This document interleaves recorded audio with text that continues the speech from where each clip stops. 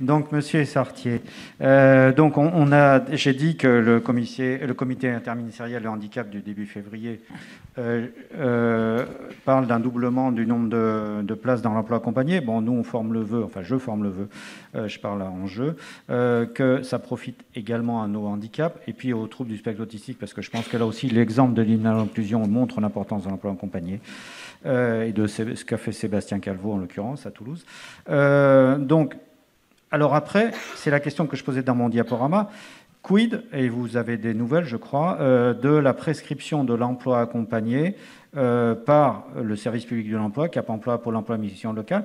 Et puis du coup, comment vont s'articuler les deux dispositifs, les prestations d'appui spécifiques, en l'occurrence pour ce qui nous concerne, nous, troubles cognitifs, il y en a 6, et l'emploi accompagné, comment vont faire les prescripteurs Cap Emploi, Pôle emploi, mission locale? Comment ils vont choisir l'un, l'autre, l'un après l'autre? Enfin voilà, donc c'est tout ça qui pour moi n'est pas clair. Voilà. Bonjour à tous et merci pour l'invitation. Merci pour ces illustrations, ces témoignages et ces prises de parole qui sont illustrent ce qui se fait aujourd'hui. Peut-être d'ailleurs un petit retour en arrière. Les deux dispositifs sont quasiment nés. Enfin, je parle pour les troubles cognitifs et l'emploi accompagné sont quasiment nés en même temps. Ils ont tous les deux débouché de la même méthode, c'est-à-dire quelque part des expérimentations qui ont eu lieu avant, d'ailleurs que la GFIP a soutenu pendant un certain temps, et qui se sont traduits par, dans un cas, la loi, pour l'emploi accompagné, c'est une volonté aussi d'inscrire ça comme un nouveau type de service dans la loi, et dans la loi travail, absolument, de 2016, et qui s'est mis en place à compter de 2017. Donc je trouve pour un dispositif public, d'ailleurs, passer de zéro ou quasiment zéro. Il y avait quelques centaines de personnes dans les dispositifs. Il y avait 13 dispositifs très locaux qui existaient en amont, notamment aussi d'ailleurs sur ces territoires au passage, à un dispositif qui aujourd'hui 5000 fin 2021, on est à 6000 et oui, on espère bien atteindre les 10 000 en fin d'année. C'est pas mal. Les moyens ont été mis. Les moyens ont été mis de manière très très forte aussi, parce qu'il y avait des moyens au départ, mis par l'État, mis par nous-mêmes et le FIP, pour faire court. Le FIP-HFP, donc comme l'AGFIP, sont les deux fonds qui finalement apportent des moyens, développent des services communs. D'ailleurs, les PASS sont des services communs pour justement le développement de l'emploi des personnes en situation de handicap, et je reviendrai peut-être dessus après. Et il y a eu le plan autisme, qui est venu apporter des moyens complémentaires, mais même si c'est un plan autisme, dans tous les cas, puis je réponds à votre question, j'y arrive, dans tous les cas, depuis le début, le dispositif est ouvert à tous les types de handicap. Je me permets de le dire pour qu'il n'y ait pas d'ambiguïté, à tous les types de handicap. Alors c'est vrai qu'aujourd'hui, je crois, j'ai pas révisé tous mes chiffres, mais on est à plus d'un tiers de handicap psychique, c'est vrai, avec une proportion assez importante et qui progresse en matière d'autisme d'ailleurs aussi, par ailleurs, mais à côté de ça, mais néanmoins, c'est ouvert à tous les types de handicap et aujourd'hui, il y a de tous les types de handicap en emploi accompagné. Il est important de le dire. Et en revanche, il est vrai aussi qu'il est encore assez mal connu, vous l'évoquiez, et qu'on a un énorme enjeu de le faire connaître de tous, encore du service public de l'emploi, d'une certaine manière, je vais revenir sur ce point-là, des employeurs aussi, alors là on a un employeur public qui le connaît bien, mais de l'ensemble des employeurs, de l'ensemble des formes d'accompagnement pour justement pouvoir le mobiliser à bon escient. À bon escient, aujourd'hui, c'est via les MDPH, vous l'avez évoqué, initialement, c'était que par ce biais-là, avec tout ce qui a été décrit, on a une situation, il faut savoir que, pourquoi il n'y a pas de file d'attente toujours, c'est qu'il y avait aussi de la régulation par les MDPH. Il faut bien voir que quand on ouvre un dispositif comme ça, les acteurs ne voulaient pas créer des files d'attente non plus, donc il y a une forme de régulation en fonction de la montée en charge du dispositif qui s'est opéré.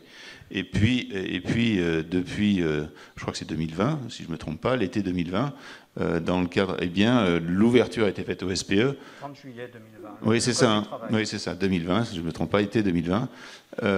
C'est ouvert au SPE, au service public de l'emploi, comme vous l'avez rappelé. Simplement, c'est vrai que ça a du mal, selon les départements, selon les départements, ça marche plus ou moins bien. Et c'est aussi dans cet esprit-là qu'a été réfléchi, puisque la question a été posée, mais comment on fait, comment on articule les dispositifs, qui a eu le choix de fait, et c'est, bon, je vous la laisse, hein, la circulaire, qui est datée du 31 décembre 2021, mais qui est en fait sortie il n'y a pas si longtemps que ça, il y a quelques semaines, et qui met en place un dispositif, de faire évoluer le dispositif emploi accompagné à travers la mise en place de plateformes qui permettent de finalement faire en sorte que l'on a autour d'un chef de file l'ensemble de ceux qui peuvent faire du job coaching, voire de l'accompagnement complémentaire, d'avoir, et autour de la table aussi les acteurs du service public de l'emploi, ce qui va permettre aussi finalement de réguler l'entrée et de faire en sorte que la prescription de l'emploi accompagné par le service public de l'emploi soit de qualité. Parce que c'est pas le tout qui est une prescription, il faut aussi que ça soit une prescription qui soit adaptée, parce que, à nouveau, même si c'est 10 000 places, c'est pas encore 20 000, peut-être qu'un jour on arrivera à 20 000, mais donc il est aussi important que ceux qui en ont le plus besoin puissent y accéder. Donc, et que tout acteur de Pôle emploi, on en sait quelque chose par rapport à nos aides et prestations, n'est pas nécessairement directement toujours en capacité de dire oui là je vais pouvoir prescrire, c'est nécessairement de l'emploi accompagné. Donc il y a besoin de cette collégialité et c'est ce qui est cherché à travers ces plateformes et cette pilotage départemental où il y a le service public de l'emploi, l'emploi accompagné avec l'ensemble des acteurs qui rentrent dans les plateformes pour finalement réguler, opérer les orientations.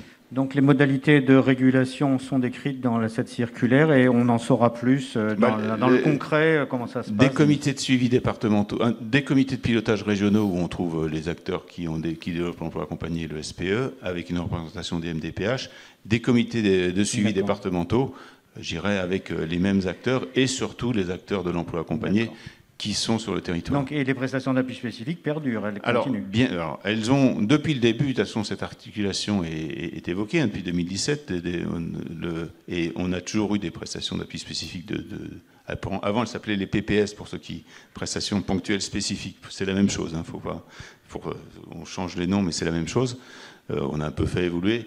D'ailleurs, on a fait évoluer pour enlever le mot ponctuel, pour justement aussi permettre finalement une mobilisation plus à bon escient en quelque sorte, tout en n'étant pas comme l'emploi accompagné, c'est la grande différence, un dispositif, je dirais, de suivi continu, si vous permettez cette terminologie. Et donc, on a toujours accepté qu'il puisse y avoir une mobilisation de passe en même temps, ponctuellement, finalement, par rapport à un besoin spécifique. Parce que c'est toujours pareil, je veux dire, même si on est job coach, on ne connaît pas nécessairement tous les sujets.